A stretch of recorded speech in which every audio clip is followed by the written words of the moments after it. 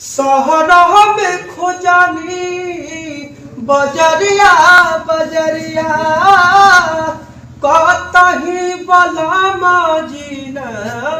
मिले नजरिया और उनके खातिरों में छुटका उनके खातिरों में छुटका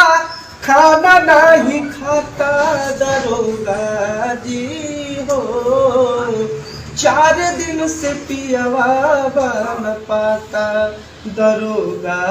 जी हो 4 दिन से पियवा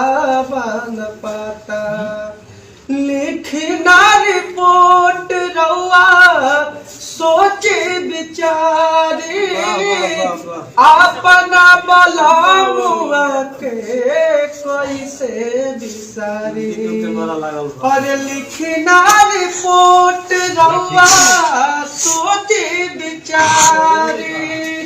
कि अपना बलामुआ के कैसे बिसारी लागता कि सैया हमर हो लागता कि सैया हमर गईले कलकत्ता दरोगा